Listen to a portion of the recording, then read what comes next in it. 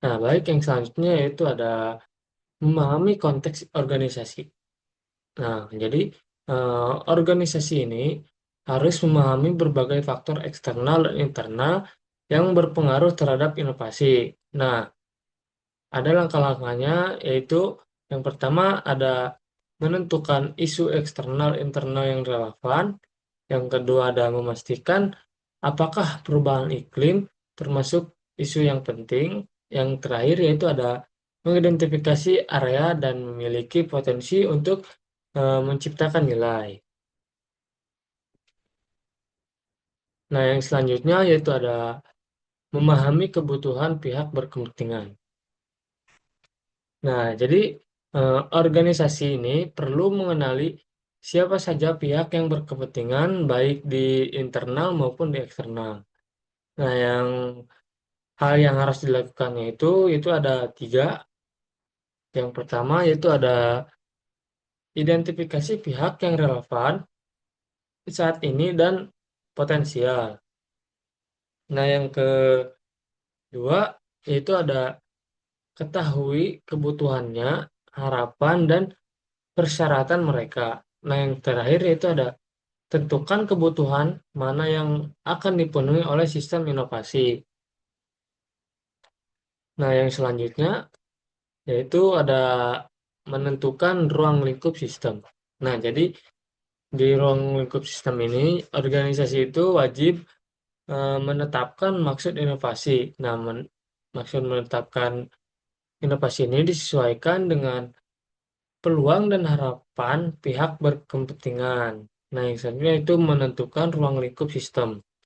Nah, menentukan ruang lingkup sistem ini itu menyusun batasan secara serta cara implementasi dari sistem manajemen inovasi. Nah, yang selanjutnya yaitu ada membangun sistem manajemen inovasi. Nah, jadi membangun sistem manajemen inovasi ini, organisasi ini harus menetapkan, menerapkan, dan terus menyempurnakan sistem. Nah, terus organisasi juga harus memastikan bahwa seluruh proses dan elemen manajemen saling mendukung.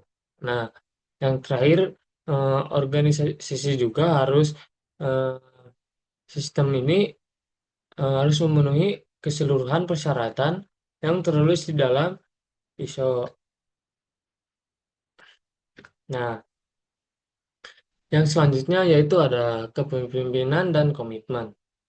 Nah, kepemimpinan dan komitmen ini itu pimpinan puncak harus menunjukkan komitmen nyata terhadap inovasi. Nah, itu ada tiga. Yang pertama, menjadikan inovasi sebagai bagian dari arah strategis. Yang kedua itu fokus pada realisasi nilai dan dalam kondisi penuh ketidakpastian.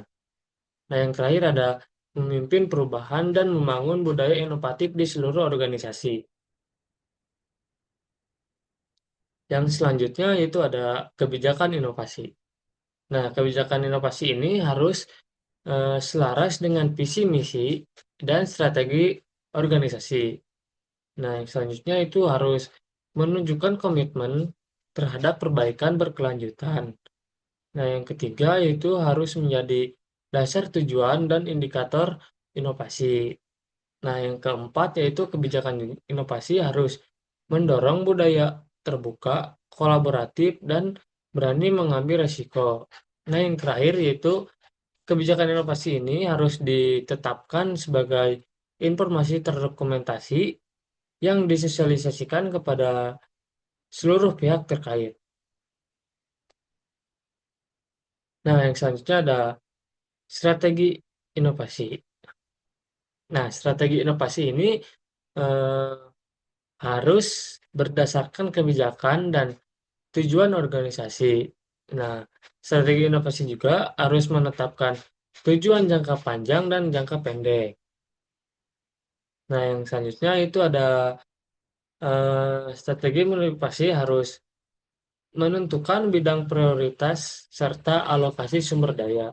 Nah, yang keempat yaitu strategi inovasi harus menyertakan pendekatan risiko, kemitraan, dan teknologi baru. Nah, yang terakhir yaitu strategi inovasi harus fleksibel terhadap perubahan lingkungan dan kebutuhan organisasi.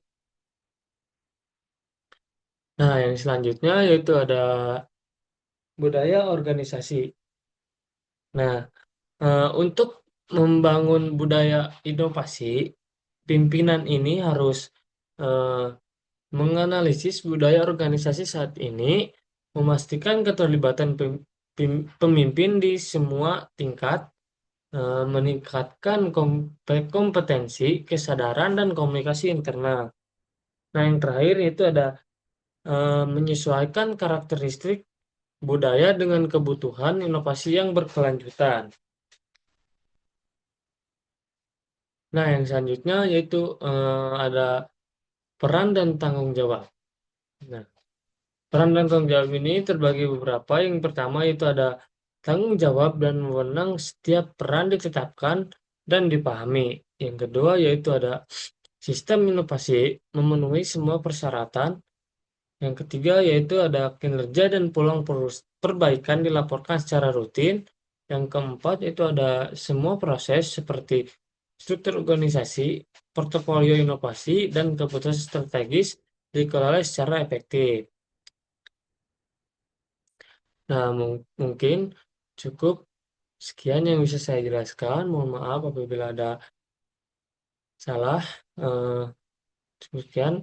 Wassalamualaikum warahmatullahi wabarakatuh.